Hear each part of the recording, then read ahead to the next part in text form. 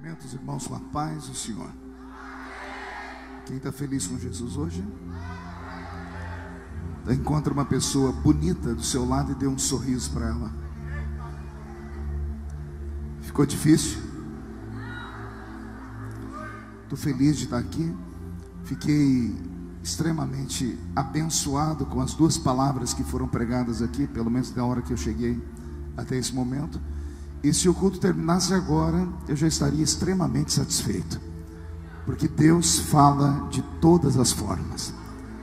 Mas como me foi dada a oportunidade, eu quero ministrar uma palavra do coração de Deus ao coração de vocês. Amém? Em reverência à leitura da palavra, vamos estar em pé. Isso aqui é uma aeróbica santa, né? Ginástica santa. Abra sua Bíblia comigo no Evangelho de João, capítulo de número 4.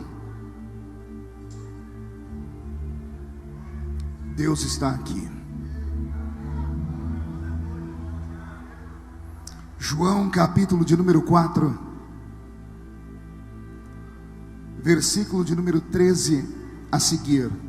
Está escrito assim: E afirmou-lhe Jesus: Quem beber desta água tornará a ter sede.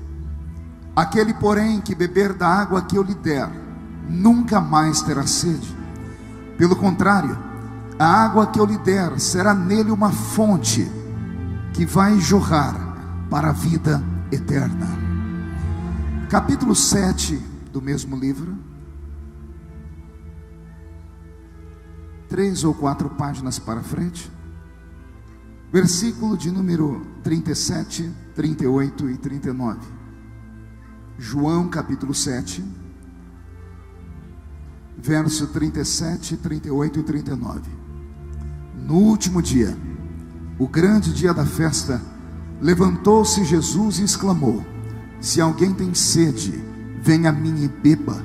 Quem crer em mim, como diz a Escritura, do seu interior fluirão rios de água viva. E isto ele disse a respeito do Espírito que haviam de receber os que nele crescem, pois o Espírito até aquele momento não fora dado, porque Jesus não havia sido ainda glorificado. Feche a Bíblia, coloque no banco, na cadeira, e pegue na mão da pessoa mais perfumada do seu lado. Ainda dá tempo. Atravesse o corredor, atravesse a faixa de Gaza que te separa do irmão. Isso, aperte a mão dele ou dela com carinho até eles falarem aleluia. Pentecostal que não faz barulho está com defeito de fabricação, não? Vamos orar? Pai, nós te exaltamos, nós te glorificamos, e nós entendemos que dentro de alguns minutos, e este ambiente ficará pequeno para o tamanho da glória que o Senhor vai mandar do alto dos céus. Os que vieram tristes começarão a saltar de alegria. Os que vieram se arrastando não voltam para casa se arrastando. Hoje voltarão voando nas asas de um novo tempo. E antes que eu comece a revelar os seus oráculos, cerque este lugar com a sua glória. E num raio de 5 quilômetros, onde houver um demônio alojado, eu dou a esses demônios segundos para sumirem daqui, porque se não sumirem, serão queimados pelo poder da sua glória que aqui será derramada. Rasga o céu sobre o congresso dos militantes nesta noite. Manda anjos de fogo descerem aqui, que estes anjos desçam trazendo brasas de fogo nas mãos. Comecem a esparramar estas brasas entre nós. E onde houver um crente cheio do Espírito Santo, pega ele nesta noite, Jesus. Pega agora, agora, agora, meu Senhor.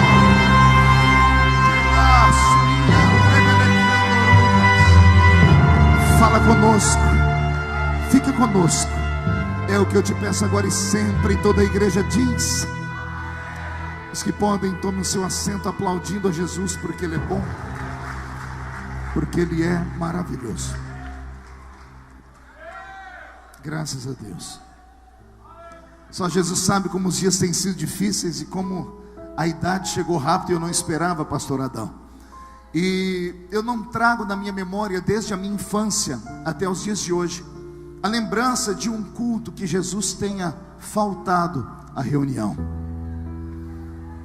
Poucos entenderam, vou tentar melhorar.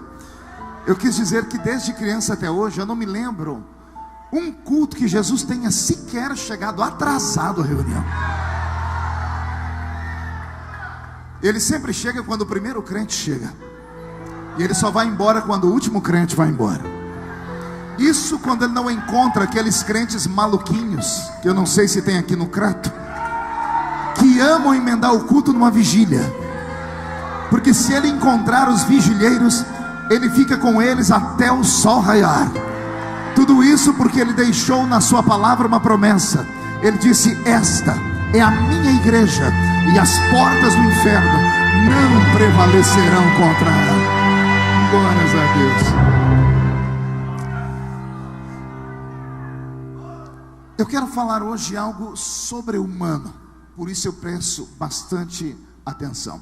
Queridos, abrir a Bíblia Sagrada no Evangelho de João em um congresso missionário é uma façanha, é uma honra, é um orgulho, porque dos 4 evangelhos que nós temos na Bíblia, João é o que se destaca como evangelho missionário. É ele quem traz a revelação do Deus homem que caminha entre nós, que caminhou entre nós e que um dia caminhará entre nós, passado, presente e futuro se misturando. É claro que só acredita nisso quem não é normal. Os normais não acreditam que ele caminha no nosso meio.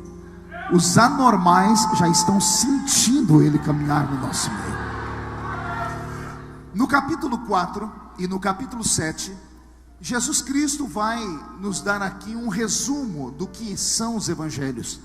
Os evangelhos nada mais são do que encontros, narrativas de encontros entre Deus e homens. Repito, os evangelhos, os 4 evangelhos da Bíblia Sagrada no Novo Testamento, são relatos, narrativas de encontros entre Deus e homens. Não é a narrativa de encontros entre Deus e anjos, não é a narrativa de encontros entre Deus e super-homens, não é a narrativa de encontro entre Deus e os grandes reis. É a narrativa do encontro de Cristo com seres humanos normais. A palavra ser humano é muito profunda. A palavra ser significa entidade sem corpo. E a palavra humano vem de humus, e humus é terra, e terra não limpa, mas uma terra carregada de esterco. Humus é terra com estrume.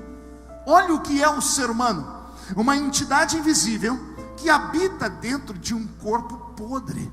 Isso é o ser humano. E eu faço questão que você memorize isso, porque tem pessoas no nosso meio que se acham acima dos demais, que acham que são maiores e melhores do que os demais. São tão perfeitos que, como disse o primeiro pregador aqui que falou sobre a fonte, eles acham que podem julgar as pessoas como se fossem juízes de causas espirituais. E sempre quando eu prego, eu gosto de enfatizar que eu não prego para anjos, eu prego para seres humanos. Seres humanos que são exatamente como eu, feitos do pó da terra. Que o único momento em que se sentem alguém é quando estão cheios da presença dele. Porque quando saímos do púlpito, é como se algo fosse arrancado de dentro de nós. O Senhor Deus, quando deu a esta terra um norte, quando veio a este mundo mostrar a salvação, Ele resolveu se apresentar a seres humanos. E todos esses seres humanos eram passíveis de se encontrarem com Ele e não aceitarem, porque muitos deles não aceitavam a sua própria vida. É o que vamos encontrar agora no encontro de Cristo com a mulher de Samaria. Diga comigo, samaritana. Não ouvi? Pergunte para o seu irmão: conhece a samaritana? Vem comigo, me deixa te apresentar ela. A mulher samaritana, a Bíblia Sagrada não nos fala o nome dela. A Bíblia Sagrada nos nega maiores informações. O que sabemos dela saiu da boca de Cristo. Jesus, no diálogo com ela, acabou revelando que ela não era uma mulher comum, era uma mulher que havia passado por 5 casamentos e estava agora vivendo uma vida em adultério, porque ela estava com um homem que não era dela. Jesus então revela para nós que esta mulher nada mais é do que um ser humano cheio de defeitos. Pior, uma mulher naquele mundo antigo para ter a vida que ela tinha, era uma pessoa que arriscava todos os dias a sua própria existência, porque naquele tempo, tanto os samaritanos quanto os judeus sabiam muito bem como tratar um adúltero. Adúlteros eram tratados na base da pedrada, eram levados para o meio de praça pública e eram mortos, assassinados por outras pessoas que não, possivelmente haviam cometido adultério. É esta mulher que vai cruzar o caminho do meu Salvador. Mas para falar deste encontro, eu tenho que te carregar para o centro da Bíblia Sagrada e te fazer entender que Jesus está caminhando naquela terra poeirenta da Palestina. Ele está vindo por um caminho de um ponto A que vai ligá-lo a um ponto B. Quem conhece aquele lugar por onde Jesus Cristo passou sabe que nenhum judeu jamais faria o caminho que Jesus fez. O destino dele não era Samaria ou Samária, como escrito no original. O destino de Jesus não era a terra dos samaritanos. O destino dele era pregar para judeus. Diga comigo, judeus. Não ouvi? Judeus e samaritanos, embora fossem irmãos de sangue, porque todos eram descendentes de Abraão, centenas de anos anteriores a esse encontro de Jesus com a samaritana, haviam rompido com a comunhão e com a amizade e com o parentesco. Os judeus se reuniam sempre em festas. A Bíblia Sagrada no Velho Testamento fala de todas as festas religiosas deles. Todas as vezes quando se reuniam em festas, enquanto eles comiam, comungavam, cantavam, bebiam, sempre haviam os religiosos que salmodiavam. E na medida em que um salmodiava, o outro que ouvia o cântico dizia: Deus seja louvado, Oxalá seja o Senhor, santo é o Eterno, bendito seja Deus. E palavras como essa, que são palavras de afirmação.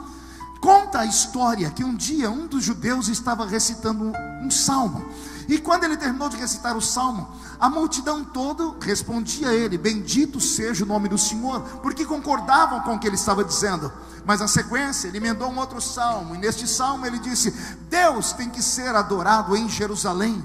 E ao invés das pessoas dizerem amém, bendito seja Deus, se levantou um samaritano e disse: não, está errado. Deus tem que ser adorado no alto da montanha e não em Jerusalém. Se terminasse assim, já estava de bom tamanho. Mas ao invés de terminar assim, o judeu que estava recitando o salmo, ao invés de deixar passar aquela gafe, aquela pessoa que foi deselegante, ele emendou um outro salmo dizendo: não, Deus tem que ser adorado em Jerusalém, porque Jerusalém é a cidade de Davi. O samaritano, em vez de ficar quieto para não acabar com a festa de todo mundo, refutou e disse: não, Deus tem que ser adorado no alto da montanha, porque foi lá que ele se revelou ao seu servo Moisés. O judeu, que poderia ter terminado a conversa, emendou uma nova narrativa e disse: não, Deus tem que ser adorado em Jerusalém, porque é lá que estão as 12 portas proféticas. O samaritano, ao invés de ficar quieto, gritou: não, Deus tem que ser adorado no alto da montanha, porque foi lá que ele deu os 10 mandamentos ao seu servo Moisés. E por causa disto, judeus e samaritanos perderam a comunhão. Nunca mais comungaram, nunca mais conversaram. O ódio que nasceu no coração dos samaritanos e dos judeus foi tão grande que foi traduzido em roupas. Samaritanos criaram vestimentas diferentes dos judeus. Samaritanos criaram costumes diferentes dos judeus, só para que, caso alguém os encontrasse na rua, ninguém cometesse o erro de cumprimentar um samaritano pensando que era judeu. Afinal, eles eram irmãos. Então criaram, por exemplo, vestimentas de mulher. A mulher samaritana usava um cinto diferente das mulheres judias, só para que alguém olhasse na rua e não desse para ela paz, porque antes de olharem para o rosto, olhariam para a cintura, e na cintura estava um cinto que não era de judeu. Então judeu e samaritano não conversavam mais. Quando eu leio esse texto e rememorei essa história, eu confesso a vocês, eu fico extremamente triste. Porque por mais que esse texto esteja escrito na Bíblia, a história esteja escrita na Bíblia, por mais que Jesus tenha rompido com esse preconceito, a história se repete todos os dias, se repete nos nossos dias. Há poucos dias atrás, na minha cidade, numa cidadezinha pequena onde eu moro, Orlândia, 2 irmãs de 2 igrejas diferentes se encontraram em um ponto de ônibus. Uma não conhecia a outra, mas crente não precisa conhecer crente para saber que um crente é crente, né? O crente tem algo dentro dele que testifica com o outro. Foi isso que a Bíblia Sagrada nos diz: o que está em ti testifica com o que está em mim, que todos nós somos filhos do mesmo Deus. E uma uma olhou para a outra, que olhou para uma e disse assim: a senhora é crente, né? E a outra disse: graças a Deus. E ficaram em pé, deram um abraço, 3 beijinhos. Se terminasse aqui, tinha sido uma benção. Mas quando elas terminaram de dar os 3 beijinhos, uma olhou para a outra e disse: já que somos crentes, estendeu a mão e disse: a paz do Senhor. E a outra disse: a paz de Deus. Quando a outra ouviu a paz de Deus, já soltou a mão da que disse a paz do Senhor. Uma foi para um lado do banco, a outra foi para o outro lado e não conversaram mais. Daqui a pouco, uma olhando a outra de canto de olho, uma não aguentou e disse assim: desculpa, pelo tamanho da sua saia, que está acima do joelho, pelos brincos que estão na sua orelha, e pela maneira como a senhora me cumprimentou, a senhora é daquela igreja que tem ali, né? A irmã disse: meu Deus, ainda existe dom de revelação. Sim, eu sou daquela igreja ali. Mas o dom da revelação me pegou também. Sério, por quê? Porque eu também estou olhando a senhora com essa saia comprida, com esse cabelo comprido, com essa língua comprida. A senhora só pode ser daquela igreja ali, né? A pergunta que eu faço é: precisava tudo isso? Se tivesse terminado ali, somos crentes, tinha sido uma bênção. Se eu pudesse voltar no tempo, lá no dia da festa entre judeus e samaritanos, e pegasse aquela discussão idiota, um falando: Deus tem que ser adorado lá em cima, o outro: não, Deus tem que ser adorado aqui embaixo.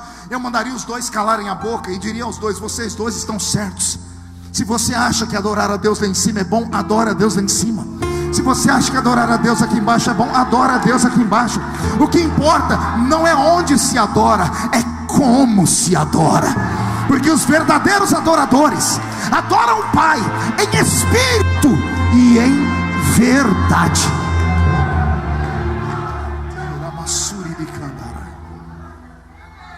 É esta mulher que sai de casa de manhãzinha, sai da cidade de Sicar. Diga comigo: Sicar. A cidade de Sicar estava distante 25 minutos a pé do poço de Jacó. Aquela mulher saiu de casa pela manhã com um cântaro no seu ombro. Ela saiu de casa em busca de água. Foi andando pelo centro da avenida da cidade de Sicar, cumprimentando todas as pessoas, dizendo: shalom, shalom, shalom. E todas as pessoas dizendo: shalom, shalom, shalom. Mas quando a mulher passava, os mesmos que diziam paz olhavam um para o outro e diziam: lá vai a prostituta de luxo. Lá vai a mulher que já teve 5 maridos, e agora ela está com um que não é dela. Por que ninguém apedrejava ela, pastor? Só há uma explicação. Pergunte qual. Ela era amante de alguém muito importante, possivelmente um político, ou um pastor, o sacerdote da cidade. Porque quem é que ia tocar naquela que era concubina do que mandava na vida pública da cidade? Quem é que iria tocar naquela que era concubina do líder religioso da cidade? Então as pessoas faziam vistas grossas, não matavam ela por respeito àquele que ela amava. Mas todo mundo, quando ela passava, diziam: lá vai a prostituta. Eu tenho um pensamento, pergunte qual. Essa mulher não vem de uma família normal. Nenhuma mulher se tornava prostituta porque queria no mundo antigo. No mundo antigo, uma mulher, para se tornar prostituta, ela tinha que passar por uma desgraça na vida. Que tipo de desgraça, pastor? Toda mulher que era violentada, estuprada, violada pelos parentes, pelos vizinhos, por pessoas desconhecidas, recaía sobre ela o peso do estupro. Quem conhece a história do Oriente Médio sabe disso. Se você ler a história de Jesus encontrando a mulher adúltera, quem lembra da mulher adúltera? Aquela que cruzou o caminho de Jesus. Jesus diz: quem não tem pecado, atire. Lembram o que aconteceu com ela? Trouxeram a mulher porque ela foi pega no ato do adultério.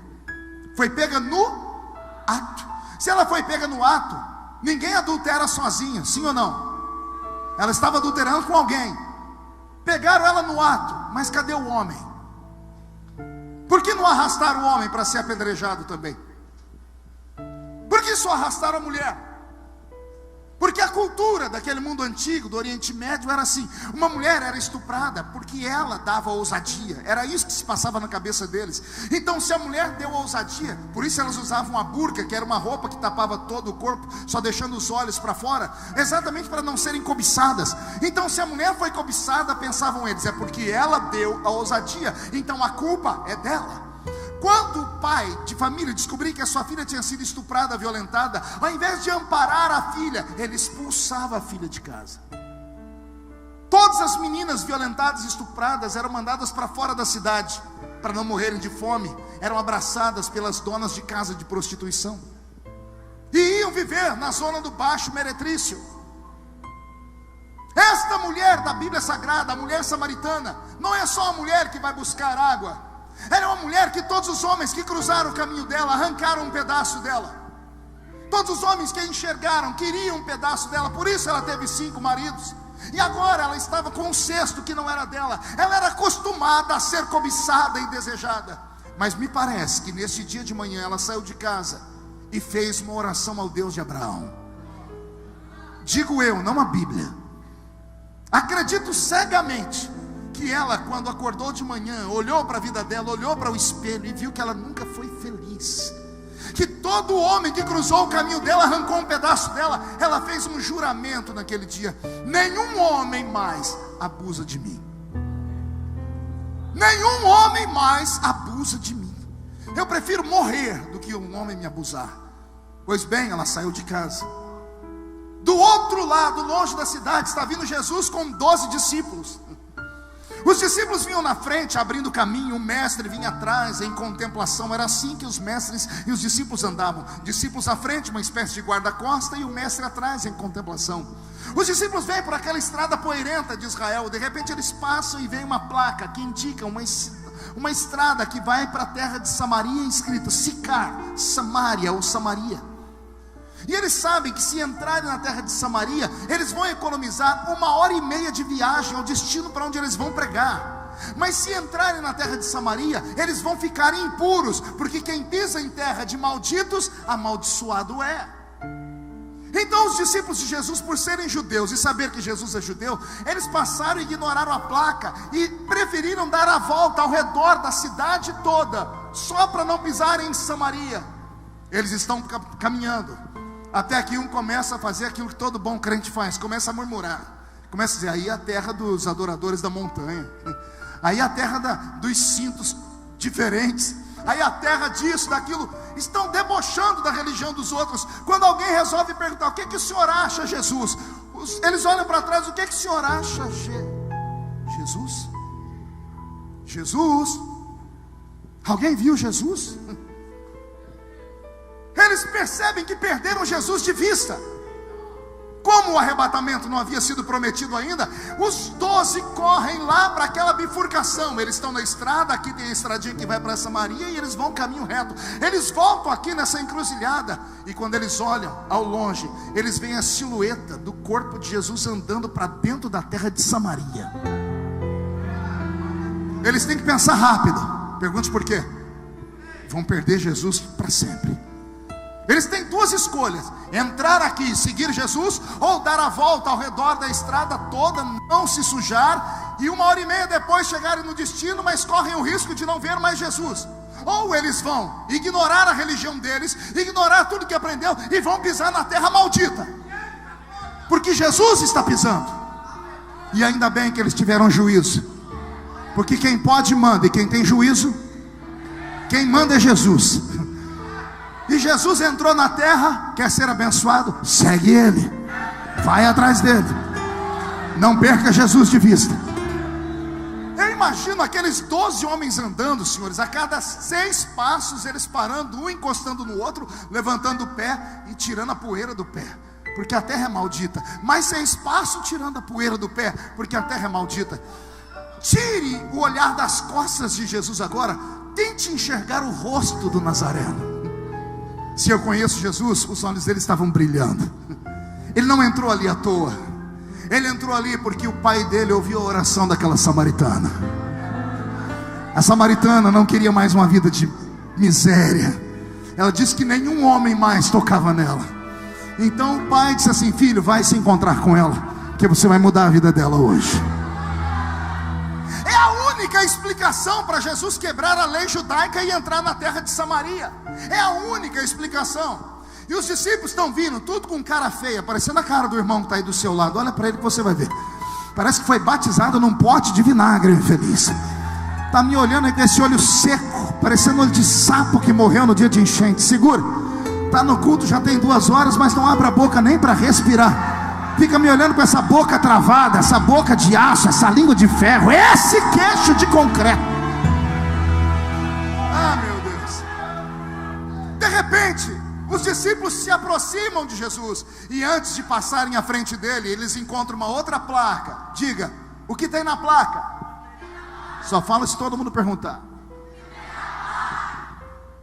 Uma inscrição dizendo: Poço de Jacó. Tem 13 judeus lendo Poço de Jacó. Dos 13, só tem um que está normal: Jesus. Os outros 12 estão com a boca seca, começam a tremer, começam a sentir aquele frio na boca do estômago. Pergunte por quê? Porque os 12 cresceram no judaísmo, e quem é judeu cresce escutando histórias de milagre. E não há maior história para o judeu de milagre do que a história do patriarca Jacó, saindo de casa para se encontrar com Esaú, levando famílias, empregados e animais, e no meio do caminho acabaram as águas, iam morrer de sede no deserto. Aí Jacó se afasta, vai orar e diz: tu me trouxestes aqui para morrer de sede. Deus diz: tenho um pacto contigo, pega uma pá e cava um buraco na areia. E Jacó cravou um buraco na areia, e do meio da areia brotou um rio de águas vivas. Uma fonte brotou, um oásis no meio do deserto, no meio da areia. E esta água matou a sede de todos. Essa história é conhecida por todos os judeus desde criança. Só que tem um problema: eles nunca viram esse milagre, porque esse milagre estava em Samaria. O milagre existia, mas eles nunca puderam chegar perto, porque a terra de Samaria é uma terra amaldiçoada. Eles só cresceram ouvindo falar, mas resolveram seguir Jesus. Quem segue Jesus corre o risco de ver aquilo que até agora só ouviu falar. Não, você não entendeu, vou falar de novo. Quem segue Jesus corre o risco de ver aquilo que até agora só ouviu falar. Alguém está seguindo Jesus aí? Se você está seguindo Jesus, não olhe para a religião. Se você está seguindo Jesus, não olhe para a placa da igreja, não olhe para o ranço religioso. Se você está seguindo Jesus, tente conhecê-lo pelo seu amor, não pelo seu cajado de sofrimento. O sofrimento ele já carregou naquela maldita cruz. Ele te trouxe nessa noite aqui não para ser um fardo, ele te trouxe aqui hoje para ser sobre você um prazer, uma alegria, uma graça. Cultos não podem ser pesados, cultos têm que ser leves. Não podemos perder os crentes para novela. Estamos perdendo os crentes para novela porque o culto está pedante, está maçante. Os crentes estão deixando de ir na igreja porque assistir o Big Brother está sendo melhor, mais interessante, porque só vão na igreja para apanhar. O mundo já bate na gente 24 horas. Quando eu entro aqui dentro, eu não entro para apanhar, eu entro para ser curado, entro para receber milagre.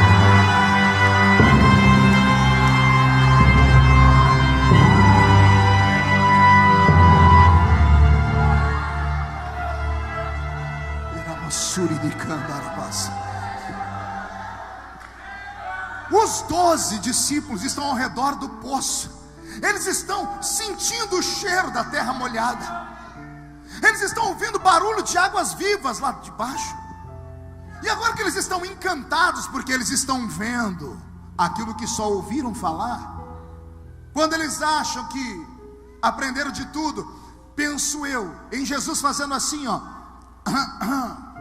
Todo mundo olhando para ele, ele dizendo: gente, está quente aqui, não é? Que calor. Pessoal, eu estou com sede, alguém aí pode me dar um copo d'água? E aí começam os problemas. Os 12 discípulos, um olha para outro, que olha para um, e ninguém tem um cântaro, ninguém tem um balde, ninguém tem uma caneca, ninguém tem uma xícara para dar água para ele. Jesus nunca pediu nada para eles. É a primeira vez que ele vai pedir: eu tenho sede, me dê um copo d'água. E os 12 santos, os 12 acusadores da religião dos outros, os 12 puros, não tem água para dar para ele. Pergunte por que não? Porque andavam com Jesus, mas andavam despreparados. Sabia que isso acontece hoje também? Tem muito crente que vem para a igreja, mas não consegue entrar no culto. Ih, pastor, para me entender tem que ser inteligente. Eu vou falar de novo. Você consegue entrar na igreja, mas você não consegue entrar no culto. E entrar na igreja não é mérito para ninguém. Um dia desse eu estava pregando no estado do Paraná, um ginásio com uma multidão. No meio do corredor do ginásio tinha um cachorro. E o cachorro estava sentadinho ali, deitado, né, me olhando, mas numa reverência. Que eu falei: meu Deus, nossas crianças precisam aprender com aquele cachorro, né? Não param de andar de jeito nenhum. Ah, pastor, mas é tão lindo ver minha filhinha andar. Só a senhora que acha. Só papai e mamãe que acha. Mais ninguém acha. Tira a atenção de todo mundo. Aprenda, cuide do seu filho. Mas voltando, o cachorro estava em reverência. E lá no Paraná o pessoal é mais tranquilo, né? O estado é muito frio e todo lugar frio reverbera na personalidade das pessoas. Lá o pessoal é mais difícil pegar fogo, mas eles pegam. E quando o fogo vem, a glória de Deus desce. Pastor Adão prega muito lá, sabe disso. E daqui a pouco eu fui pregando, até que um crente valente lá atrás deu um grito: glória a Deus! Todo mundo olhou para trás. O cachorro não olhou também?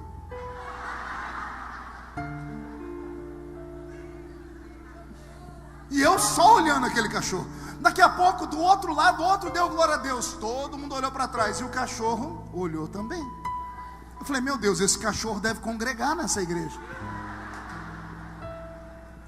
Daqui a pouco a glória de Deus desceu e o povo vibrou. Quando todo mundo deu aquele grito, falaram em línguas e adoraram. O cachorro não empolgou? Deitadinho, ele levantou a cabeça, todo mundo gritando. O cachorro fez assim: au! Um diácono do lado do púlpito pulou e gritou: eita, que o cachorro ficou crente. E eu estava com raiva. Eu disse: ficou não. Ele disse: ficou sim. Em vez do infeliz ficar quieto, discutiu comigo.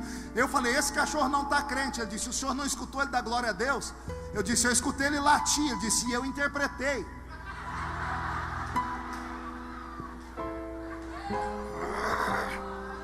Ah, crente abençoado. Aí eu falei para ele: querido, não, heresia não. Falei: me deixa dar um ensinamento. Nenhum animal irracional dá glória a Deus. Pastor, o senhor não conhece o papagaio do meu vizinho. O do seu vizinho eu não conheço, mas eu conheço um que mandaram no meu WhatsApp.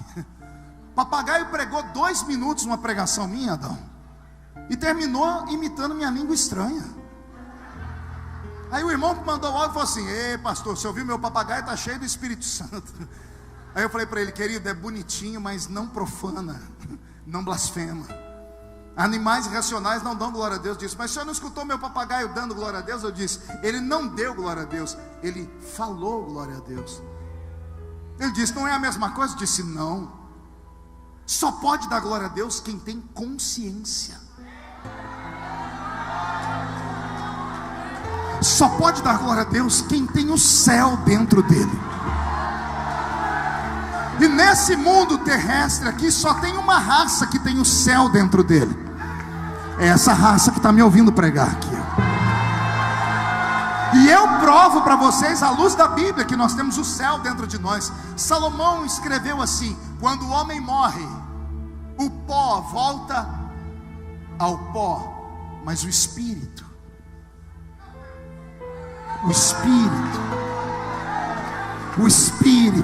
esse volta para o céu, porque veio de lá, volta para Deus. Só pode dar glória a Deus quem tem o céu dentro dele. Animais racionais não podem dar glória a Deus porque eles não têm o céu dentro deles. E quando eu ensinava isso para aquele irmão, eu disse assim: é por isso que criaram aquela piada. Por que que o cachorro entrou na igreja? Porque a porta estava aberta. Ou seja, muitas pessoas conseguem entrar na igreja, arrastam seus corpos para a igreja, sentam nos bancos da igreja, mas não saem dali. O apóstolo Paulo ensina isso aos coríntios: quando vocês se ajuntam, nada acontece, porque vocês só entram na igreja. Mas quando vocês se ajuntam, e uns têm salmos, louvores, e outros têm testemunhos, palavra, aí vocês saem da terra e entram nas regiões celestiais. Ei, começamos a falar com Deus na igreja, mas terminamos nas regiões celestiais. É por isso, e somente por isso, que o irmão do seu lado já falou em línguas, ficou em pé, levantou a mão, deu glória a Deus, e o outro aí do seu lado está com essa cara feia, parecendo que chupou limão. É porque uns entraram na igreja, mas já tem uns aqui que saíram da igreja, estão no céu comigo agora. Só quem está nas regiões celestiais não dá um grito agora não, dá um berro de glória a Deus bem alto. Vai suiando, rebelecara la baceia.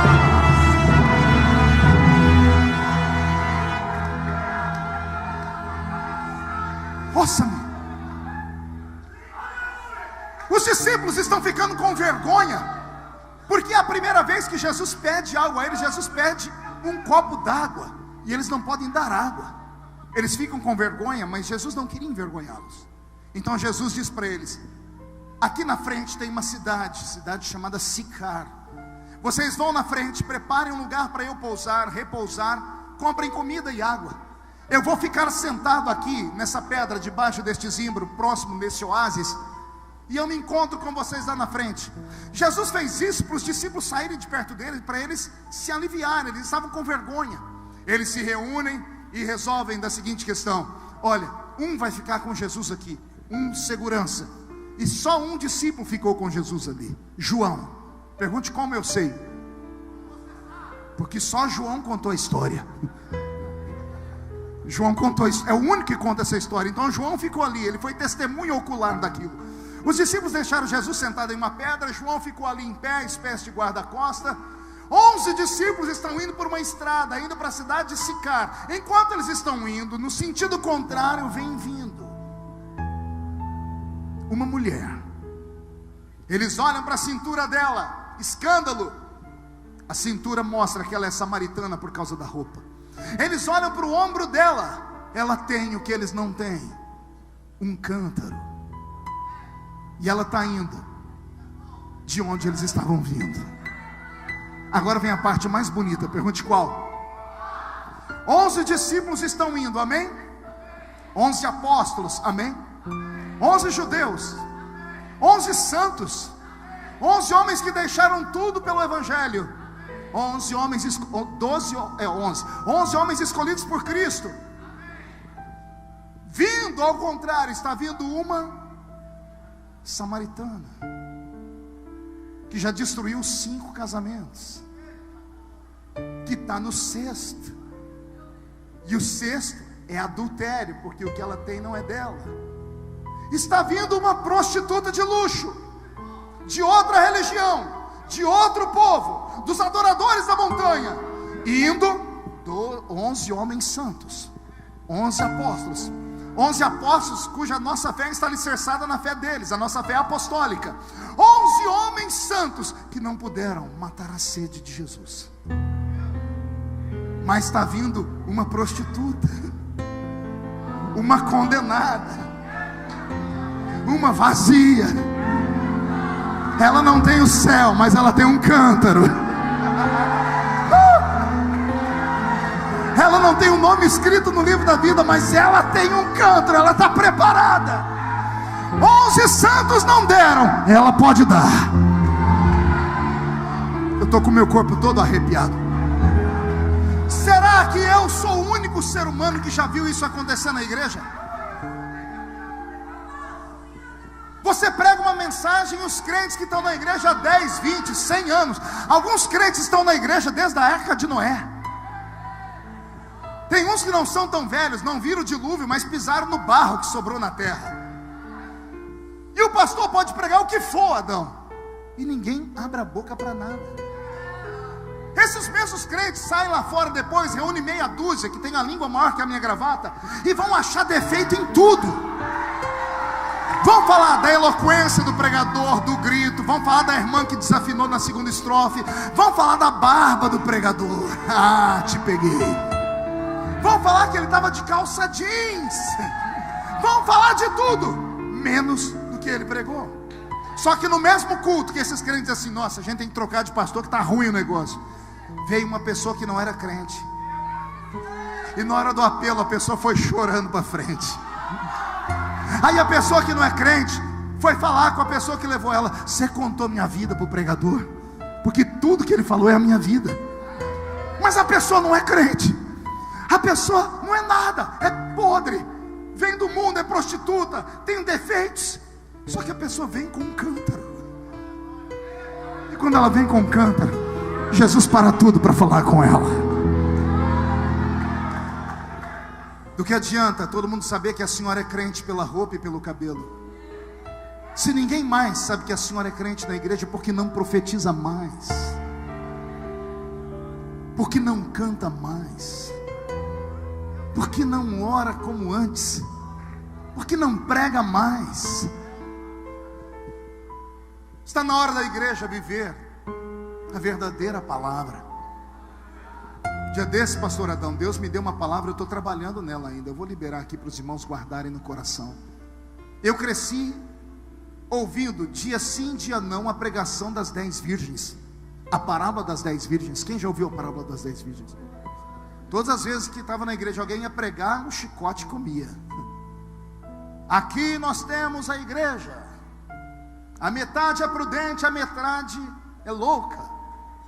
A metade tem azeite na botija, a outra metade não tem. O noivo vai tocar a trombeta, e só quem estiver preparado vai subir com o noivo. E eu já vi tanta gente falar tanta coisa. Esses dias atrás eu estava meditando, e o Senhor disse: filho, abra a parábola das 10 virgens e medite. Eu meditei, eu falei: Senhor, eu conheço isso aqui desde criança. O Senhor disse: leia de novo. Eu li umas 100 vezes. Eu falei: Senhor, o que o Senhor quer me dizer? O Senhor disse: leia de novo. Eu disse: eu li. O Senhor disse: anote os pontos que você encontrou, característica das virgens. Eu disse: virgem. O Senhor dizia para mim: o que significa virgem? Eu falei: pura. São virgens noivas. O que significa ser noiva? Estar com vestes para casamento. Qual é a roupa da noiva? Qual é a cor do vestido de uma noiva? De uma noiva virgem ainda, branco. As 10 virgens não eram 5 virgens e 5 impuras. Todas elas eram virgens. Todas elas estavam usando roupa branca. O noivo não reclamou da mancha na roupa, porque não tinha. O noivo não reclamou porque elas foram defloradas, porque elas perderam a virgindade e ficaram impuras. Não. O noivo reclamou delas não ter azeite.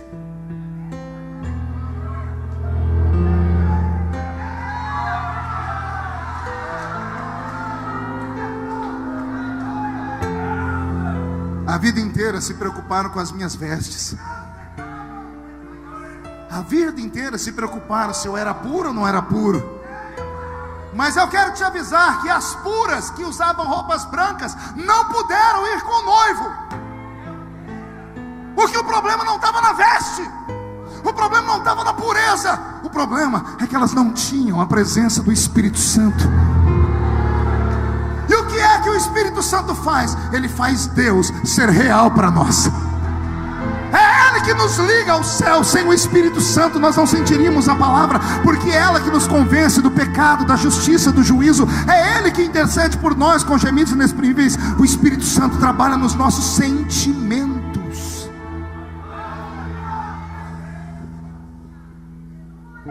Do que adianta andar ao lado dele despreparado? A prostituta tinha o que os discípulos não tinham. E agora que ela chega perto do poço, ela viu Jesus e viu João. Ela viu quem? Jesus e João são judeus. Ela olhou a roupa dos dois. Os dois eram judeus, mas a roupa de Jesus deixou ela apavorada. Pergunte por quê? porque ele era um doutor da lei. A roupa de Jesus era uma estola sacerdotal branca. E ela conhecia esses pastores judeus que matavam pecadores, a quem levavam pecadores para serem apedrejados. Quando ela viu Jesus com aquela roupa branca e um discípulo dele do lado, a mulher ajoelhou, tirou o cântaro do ombro, botou no chão, tirou um barbante, uma corda debaixo do cinto, amarrou no gargalo do cântaro, soltou o cântaro nas águas, tudo muito rápido. Ela quer ir embora, ela está desesperada. Se aquele homem que é sacerdote judeu descobrir que ela é uma pecadora, ele pode mandar matá-la. Ela tira a água do poço, ela desamarra o cântaro. Quando ela vai se ajeitar para ir embora, a voz de Jesus ecoa. Ouça a voz dele: Senhora, moça, mulher, me dá um pouco de água, porque eu tenho sede. Ouça-me agora com o coração. Quando Jesus pede água àquela mulher, a resposta dela é tão hostil, a resposta dela é tão violenta, que se eu traduzir aqui você vai se escandalizar. Não, pastor, João disse que a mulher olhou para Jesus e disse: como sendo tu homem judeu, pede água a mim que sou mulher samaritana? Pois bem, a tradução disso é muito feia. Ela acusa Jesus de duas coisas. Ela joga na cara dele. Primeiro ela diz assim: como sendo tu homem. Quando ela diz isso, ela está falando assim: você não sabe que nenhum homem conversa com uma mulher que não é do seu povo, que não é da sua casa? Homens que conversam com mulher que não é do seu povo nem da sua casa, não passa de um safado. Quando ela diz, como sendo tu homem judeu, ela não sabia que Jesus era da tribo de Judá.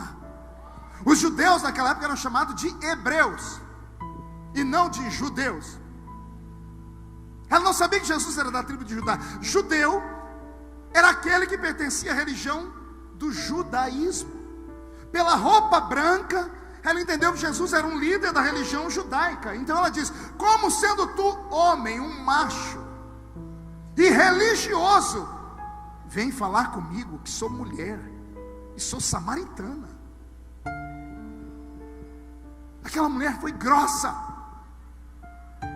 e isso me chamou a atenção, porque ela afrontou Jesus, e Jesus está com um capanga do lado dele, que é João. É uma samaritana contra dois judeus, e ela está afrontando um doutor da lei.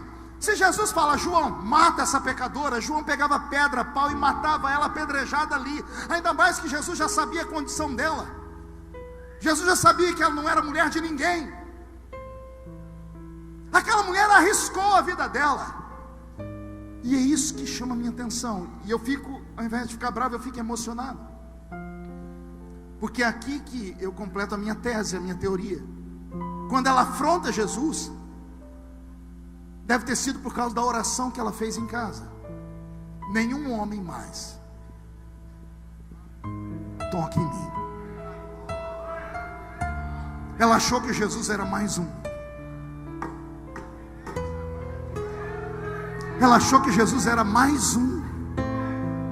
Ela achou que Jesus estava cantando ela. Ela achou que Jesus estava se insinuando para levar ela para a cama, como todo mundo levou. E como ela fez um propósito, nenhum homem toca mais em mim. Ela dizia, eu morro, mas ninguém toca mais em mim. Então ela afrontou Jesus. Você é um homem que não tem vergonha na cara, está pedindo água a mim que sou mulher samaritana. Ela arriscou a vida dela. A mulher deve ter fechado os olhos, esperado chuva de pedras e paus. João está com o coração saindo pela boca, dizendo, vai Jesus, me manda que eu mato. E o silêncio é quebrado por uma outra frase de Jesus, e essa frase é forte. Aí Jesus diz assim para ela, ah, mulher, se tu soubesses quem sou eu.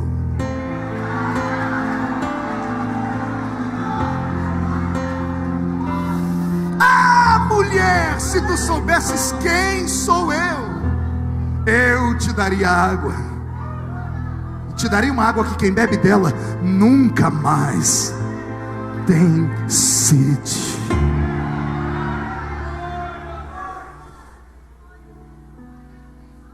Quando Jesus diz isso a ela,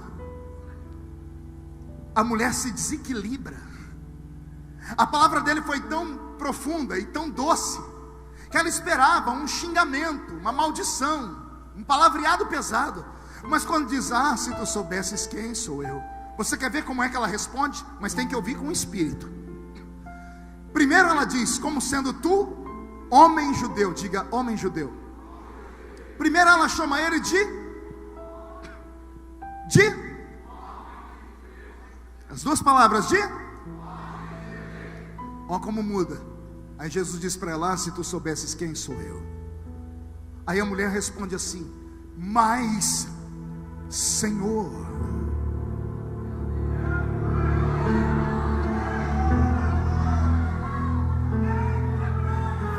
Primeiro ele era um homem judeu, agora não é mais homem judeu, agora ele é Senhor. Mas Senhor, só reconhece o outro como Senhor quem sabe que o outro é maior do que ele. Mas Senhor, o poço é fundo e tu não tens como tirar água daqui. Era tudo que Jesus queria, uma oportunidade de diálogo. Ele levanta, vai lá perto do poço e olha, e diz, o poço é fundo, mas a água que eu vou te dar não está aí não. Eu sempre faço caravanas para Israel. Eu queria levar o povo do Ceará, mas ninguém quer ir comigo para lá. E sempre que eu vou lá, eu gosto de ir até a terra de Samaria.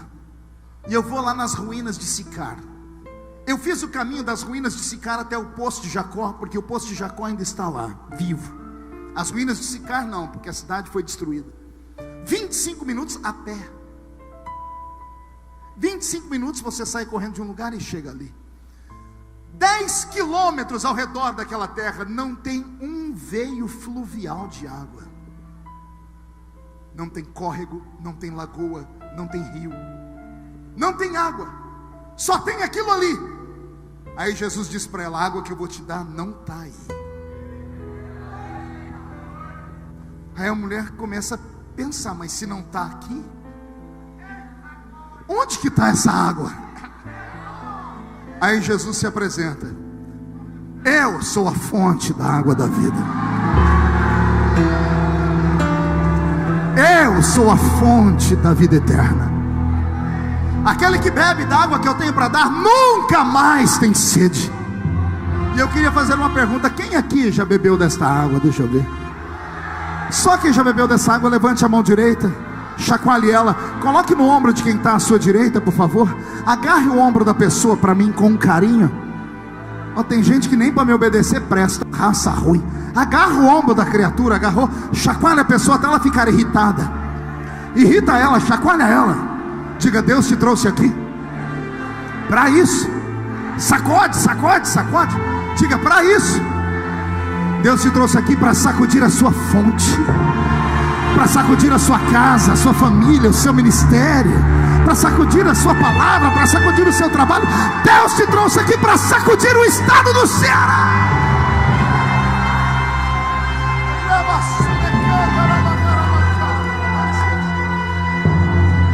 Oh, glória. Aleluia. Sente. Jesus olhou para a mulher e disse assim: se as minhas palavras permanecerem dentro de você, vai nascer dentro de você uma fonte. Uma fonte que vai jorrar para a vida eterna. Diga comigo, fonte. Não ouvi? E memoriza aí. Você lembra a distância que eu falei? De Sicar até o poço de Jacó, 25 minutos a pé. Quantos minutos? O diálogo daquela mulher com Jesus não durou 15 minutos. Foi a pregação mais rápida que Jesus fez. 15 minutos no máximo. Eu fiz o teste, eu soltei um cântaro lá dentro, tirei água, não deu mais que 15 minutos de conversa. 25 com 15, 40. A mulher ficou tão apaixonada que ela deixou o cântaro e voltou correndo para a cidade. Ela veio andando, gastou 25, foi correndo, gastou só 20. Porque eu fiz o trajeto correndo para ter certeza. 40 com 20, 60 minutos é igual a uma. Ah, se você soubesse o que Deus pode fazer na sua vida em uma hora. Ah, se você soubesse. Aquela mulher saiu de casa 1 hora atrás como prostituta de luxo. 1 hora depois ela volta como a maior missionária do Novo Testamento. A maior missionária. Ela entrou na cidade e não foi falar no Facebook não, viu? Ela não foi postar no Instagram não. Ela chegou na cidade, não foi falar com a vizinha não. Ela foi para o centro da cidade e começou a gritar: eu encontrei o Messias! Eu encontrei o Messias! E a Bíblia diz: e toda a cidade de Sicar, vou repetir, e toda a cidade de Sicar desceu no poço para ver Jesus. Depois de um culto lá no poço, o povo voltou maravilhado, dando glória a Deus. Encontraram a mulher no meio fio da rua, sentada chorando, e disseram: agora cremos, não porque te ouvimos, cremos porque vimos que ainda existe profeta em Israel. Ah, se você soubesse o que Deus pode fazer na sua vida nesta hora. Ei, me ouça.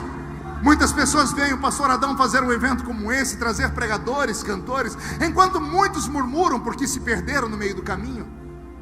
São poucos os que vêm pelo verdadeiro motivo. Muitos vêm pela curiosidade, muitos querem conhecer, mas alguns vêm porque respeitam aquela unção. E deixa eu te dizer, a unção que você respeita é a unção que você atrai. Isso é uma palavra de sabedoria. A unção que você respeita é a unção que você atrai para a sua vida. Eu não saí lá da minha casa para vir aqui rever amigos, embora eu seja feliz em revê-los. Eu vim em oração pedindo a Deus que deixe aqui pelo menos uma semente, que nasça aqui entre nós pelo menos mais uns 10 Marco e Feliciano. Que Deus levante aqui hoje uma geração de profetas, que possam dar sustentabilidade a este evento com a obra missionária, mas que possam também incendiar o estado do Ceará, que possam levar para o mundo uma palavra dizendo assim: Deus fez brotar um avivamento no estado do Ceará, e as portas do inferno não vão prevalecer contra este avivamento. Mas isso só vai acontecer se acontecer aqui conosco essa noite o que aconteceu naquele dia. Sentado no poço, ou sentado na pedra, está Jesus. Qual o nome dele? Também conhecido como Yeshua. Yeshua, o Mashiach de Israel. Estava ali sentado. Na frente dele tem uma mulher. Jesus era homem ou era Deus? Pense aí. Sentado naquela pedra, está um homem ou está Deus?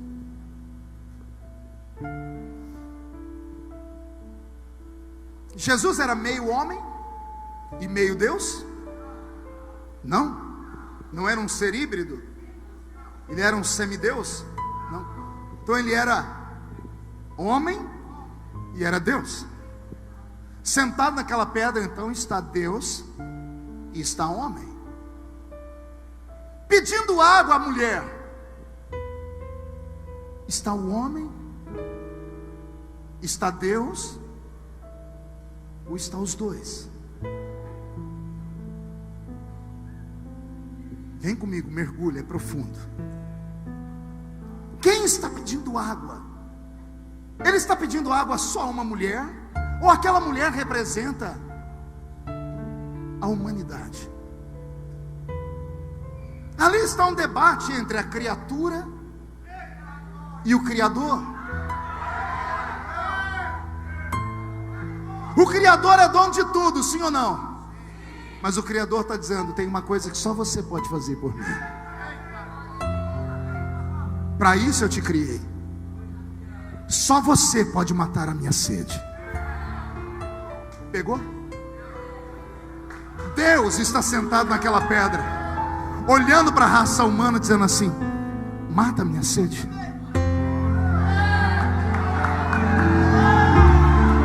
Mata a minha sede. Pastor, sede é uma necessidade. Exatamente. Mas então Deus tem necessidade? É difícil entender isso, né? Porque Ele é criador de tudo. Não existe nada que Ele não possa fazer. Mas existe uma coisa que mesmo podendo fazer, Ele não faz por causa do seu caráter. Que graça tem você comprar uma roupa nova e ter que andar com a etiqueta pendurada para todo mundo perguntar: oh, a etiqueta pendurada, é que eu acabei de comprar essa calça?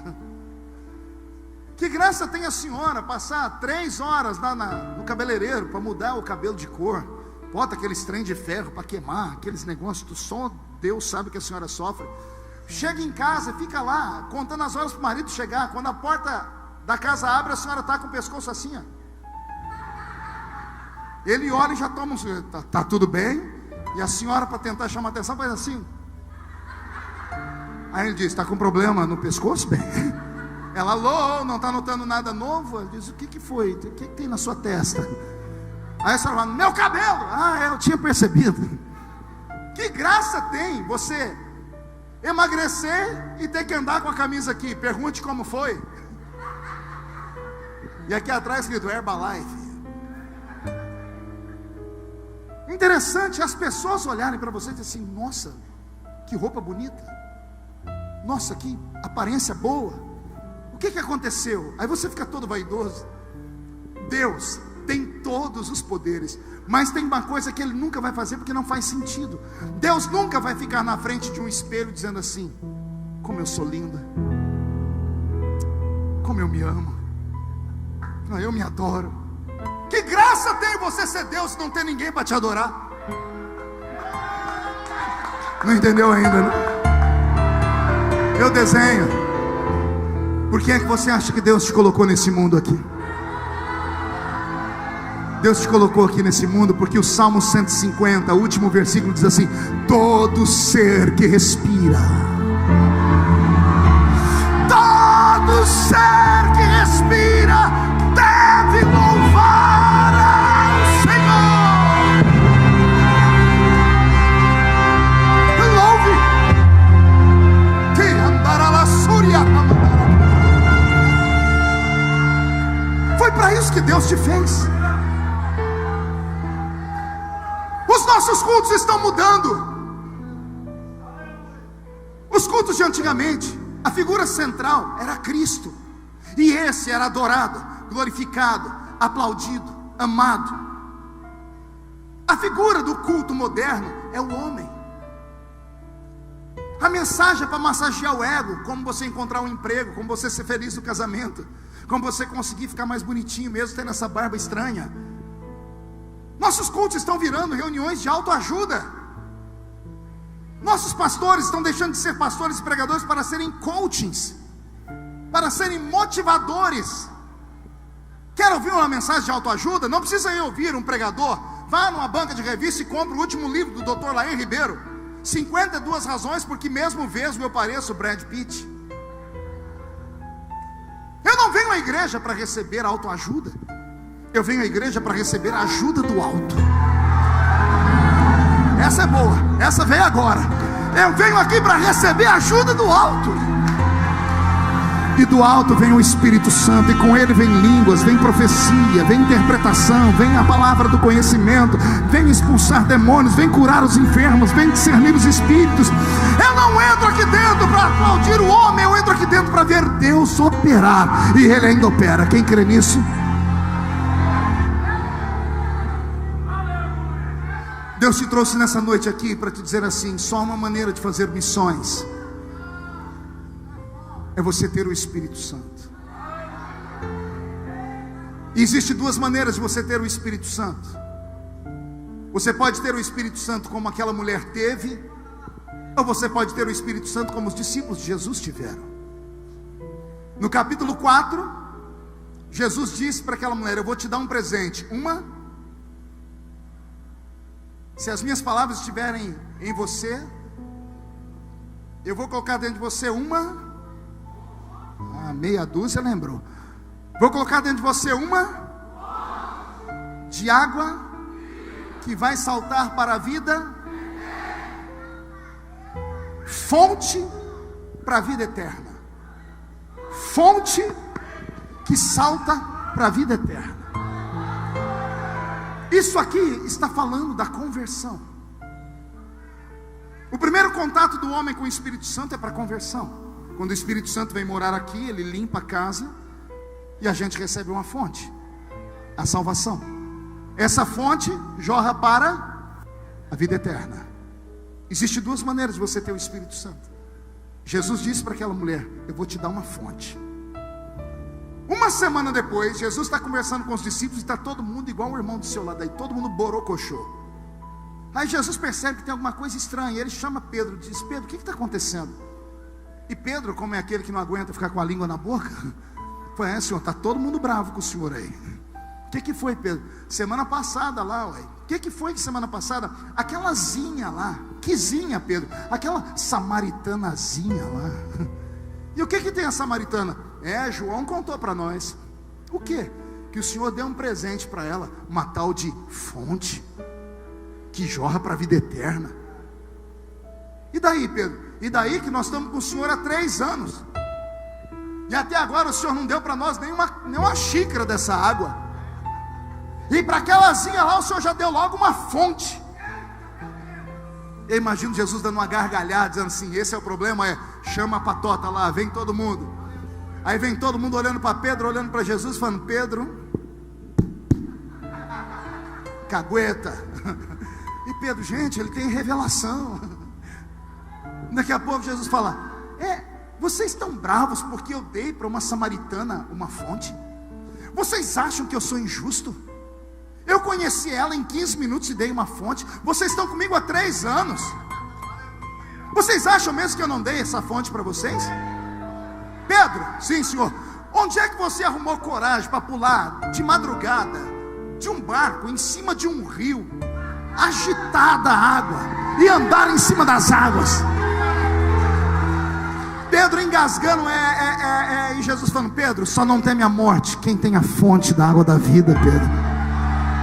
Tiago e João, onde é que vocês dois arrumaram coragem para chegar em mim e falar assim: a gente pode orar para cair fogo e destruir aquela cidade lá, porque não receberam a gente bem? Só não leva afronta para casa quem tem a fonte da água da vida. Vocês outros 9 aí, como é que os demônios respeitam vocês e as enfermidades saem? Porque vocês têm a fonte. E eu imagino agora 12 crianças, 12 homens parecendo meninos com o olhinho brilhando, um falando para o outro: eu tenho, e o outro: eu também. Estão dizendo: eu sabia que eu tinha. De repente Jesus para e diz: ei, calma. Para aquela mulher eu dei uma fonte. Eu dei a mesma fonte para vocês há 3 anos. O que vocês fizeram com a fonte? Explica, Senhor, explico. Se a fonte não foi entulhada, e se ela respirou, dentro de vocês não tem mais uma fonte. Agora tem um rio. Um rio de águas vivas. Pegou aí ou não? Para a mulher Jesus deu uma fonte. Para os discípulos ele disse um rio. Para a mulher, a fonte vai jorrar para a vida eterna. Para os discípulos, um rio de águas vivas fluirão do seu interior. E isso ele disse a respeito do Espírito que haviam de receber os que nele crescem, porque o Espírito ainda não fora dado, por isso eles não haviam recebido, e o Espírito não havia sido ainda dado a eles, porque eles não haviam glorificado. Olha que interessante. Para a mulher Jesus deu uma fonte, os discípulos para a mulher, os discípulos e a mulher e os discípulos. Olhe para o seu irmão e diga assim: você é salvo? Responde aí para o seu irmão se você é salvo. Diga: no dia que você foi salvo, a fonte foi plantada em você.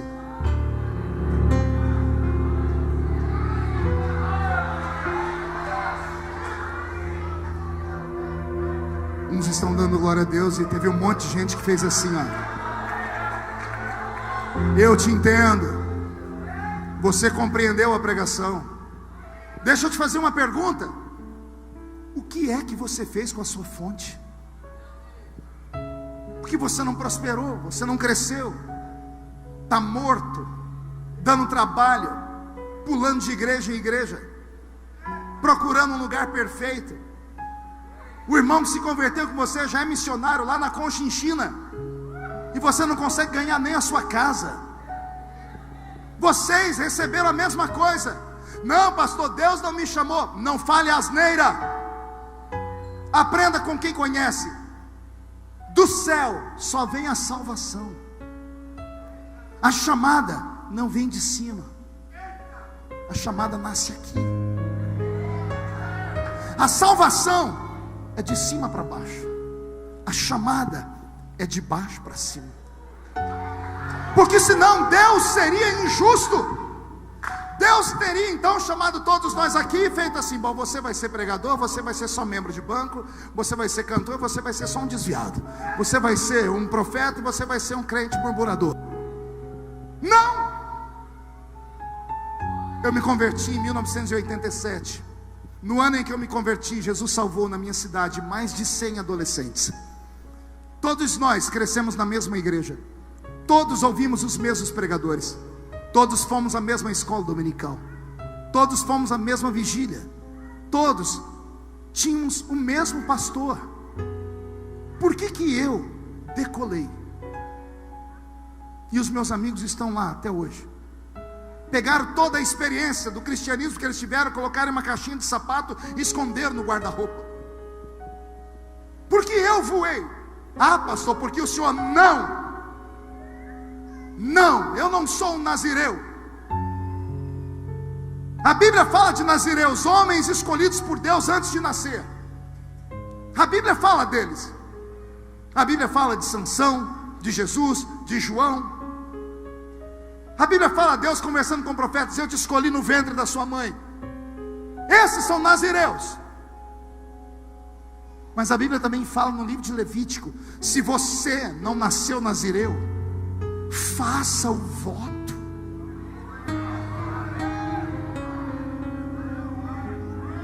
Entendeu? Se você não nasceu escolhido, se entregue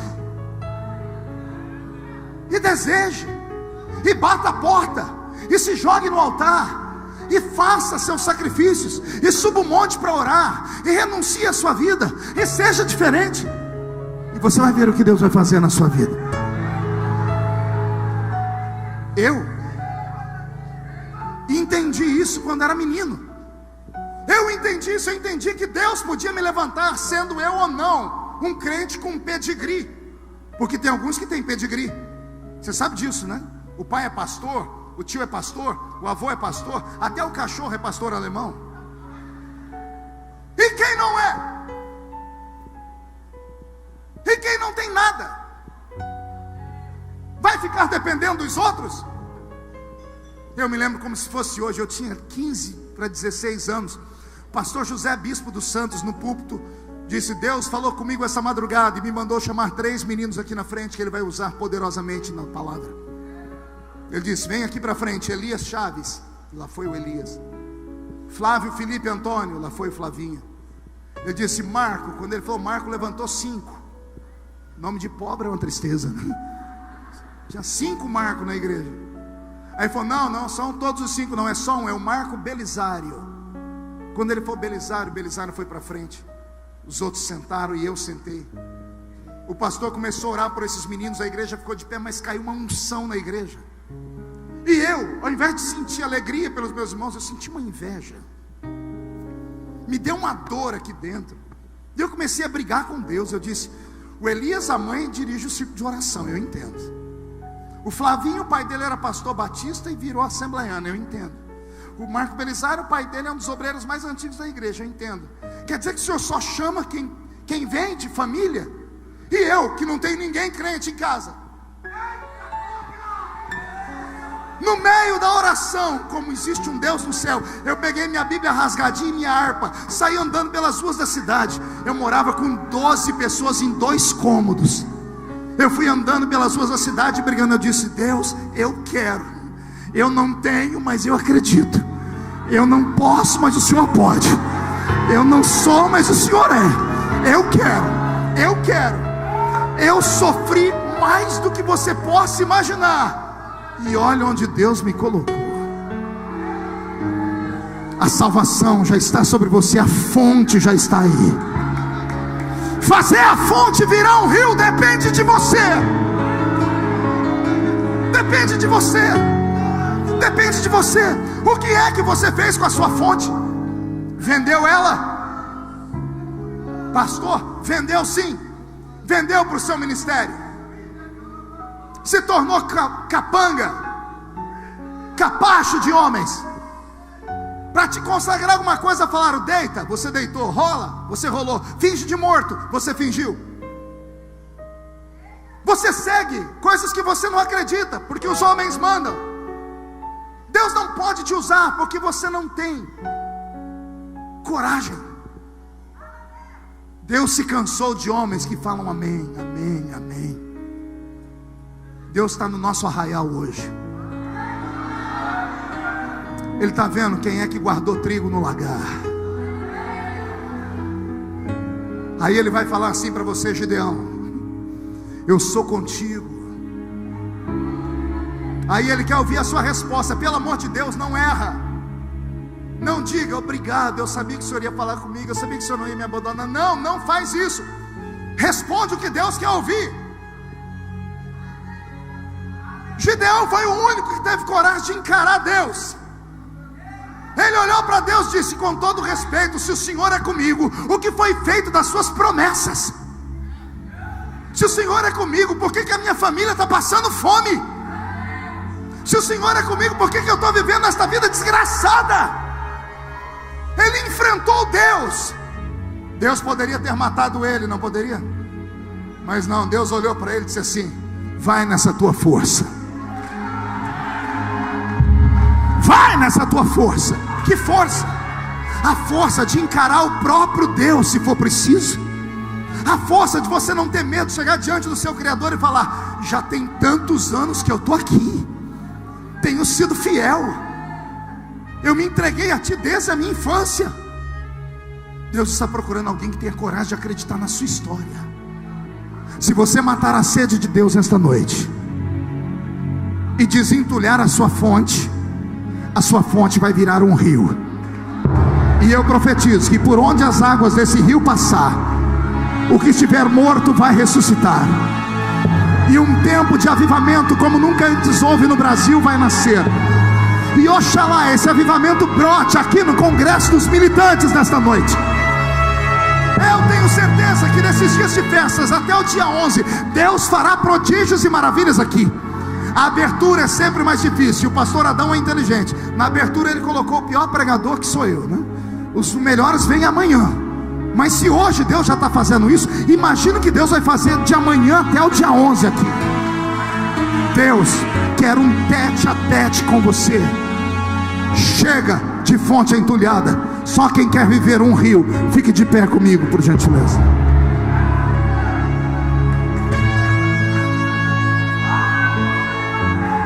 Eu vou fazer um convite. Feche os olhos. Eu não sei se alguém vai ter coragem de atender o meu convite, mas eu vou ter coragem de fazê-lo. Eu não quero orar para pular, para cair, para... Se acontecer, seja o que Deus quiser. Mas eu passei dessa fase de só querer ouvir barulho, porque o barulho começa e termina antes do culto acabar. Agora, quando há uma transformação no coração, quando há lágrimas nos olhos, isso dura para sempre. Com muita humildade, porque eu não sou melhor do que você.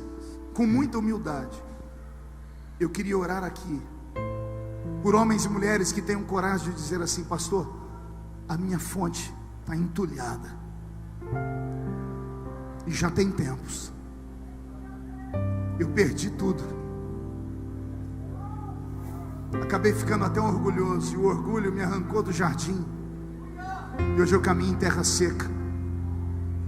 Chega mais perto, pode chegar bem perto. Pegue na mão de quem está do seu lado